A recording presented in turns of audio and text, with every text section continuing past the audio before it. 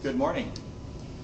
We are a sports town, really one of the greatest in the country. And last year, as our seasons were winding down, we were all looking forward to 2020, perhaps back-to-back Stanley Cup, and a run at a 12th World Series. But as COVID-19 shut down our country, it also shut down our professional sports. And then subsequently has impacted our youth sports in our community, which has always been a quintessential part of our summertime activities. One of the challenges in this gradual and cautious reopening of our community is to come up with a plan to allow our youth organized sports to play again. These activities can pose a significant risk to the spread of COVID-19 in our community, depending on how the players group on the playing field. Guidelines that will go into effect a week from today will allow our youth sports to move forward, but we're announcing them today to allow for some planning for those leagues. The risk associated with playing sports depends on the type of sport, the number of players on the field, and of course the spectators that come to show their support. While low-contact sports such as swimming, tennis, track, golf, and skating are already permitted, some sports that have high frequency of contact will now be permitted starting June 29th with some restrictions. However, no tournaments will be allowed at this time.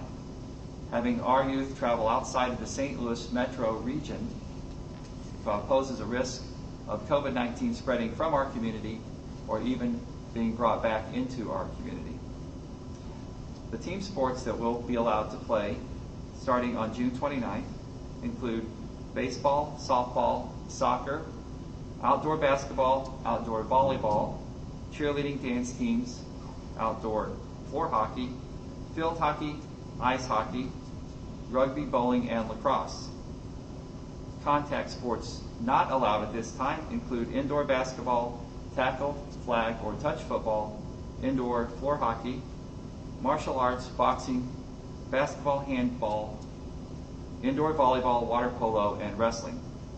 While these high-frequency contact sports are not permitted at this time, we do allow and encourage practicing and skill development as long as they are held outdoors and they follow social distancing guidelines. To allow sporting events to happen safely, it's important that we do not allow team huddles, handshaking, high fives, or any unnecessary physical contact. Organizations and facilities should promote hand hygiene, including hand sanitizers, and to make sure that hand washing stations with soap and water are readily available. Coaches, referees, umpires, and other adults should wear face coverings. Players should have face masks when they're not competing, and spectators should have face coverings as well. Each team should provide their own equipment, and this equipment should be sanitized after individual use whenever possible, and certainly after each inning or period of play. Spectators must stay in groups and otherwise stay 6 feet apart whenever possible. No congregating will be allowed around the playing field or the auditoriums or even in the parking lots. All athletes, coaches, umpires, and players should also undergo a health screening and temperature check prior to starting their practices or competitions. Parents and coaches should assess the health of each player. Some players, some kids may be at a greater risk. For example, kids with asthma or diabetes. Adults, including coaches, referees, or umpires, should also make an assessment of their risk. Individuals over 60, individuals with chronic lung problems, chronic kidney problems, or diabetes should consider delaying participation in these events. In order for our Department of Health to conduct contact tracing investigations, should someone turn up to be positive for COVID-19 at one of these competitions, it's important to keep an attendance list so that our public health department can follow up with any individuals who may have been exposed. Throughout the reopening process, our Department of Public Health has worked with businesses and organizations throughout our community to develop guidelines for safe reopening. Those who run our sports leagues have played an important role in developing the guidelines that we're making available at our website today at stlcorona.com. Now I'd like to introduce you to Eric Eckmeyer, head of the Kirkwood Athletic Association, and thank him for his help in developing these guidelines. Eric, come on up. Thank you, Dr. Page. As Dr. Page said, my name is Eric Eichmeyer. I'm president of the Kirkwood Athletic Association. We're located on Marshall Road, down by the Merrimack River, which you've probably seen us flood a few times. We've been doing baseball and softball at the Kirkwood Athletic Association for approximately 60 years. This year's been, even with all the flooding we've had, this year's been by far the most challenging year we've had in terms of trying to deal with maintaining the park and most importantly keeping players, parents, umpires, those type of folks, our employees safe. That's always our prime consideration.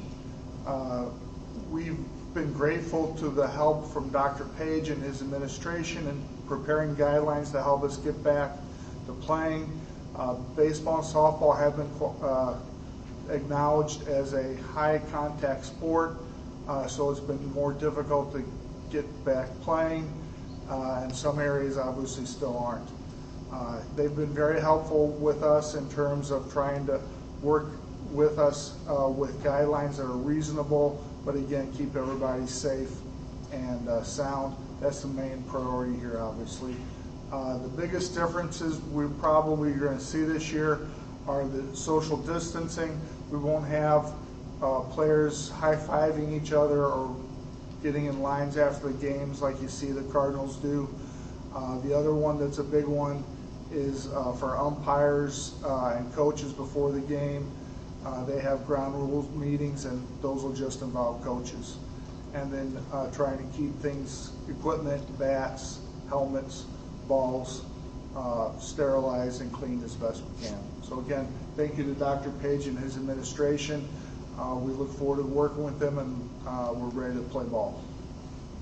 Thank you. Thank you. Any questions? Anyone? No? Okay. Wait, I got one. Yes? There's a major announcement tomorrow about new tech jobs coming to the area. Do you care to make a comment on that? Well, we're always very excited when we can announce new jobs coming to our region, and we'll give you a lot of details tomorrow about the new tech jobs that are coming to the St. Louis region. But that is a very exciting development. We expect more of those in the future, but the one tomorrow is a really big deal, and I encourage everyone to tune in. I have one from Channel 5. Is there concern that St. Louis County will see a spike in cases since other parts of the state saw a 2-day spike over the weekend? Well, I am familiar with what's happening in southwest Missouri. Most of those are associated with a Tyson production plant, and those are being managed by the public health departments in those two counties that surround Joplin. We certainly are aware. What we are happy to see in St. Louis County is that the cases here continue to drop.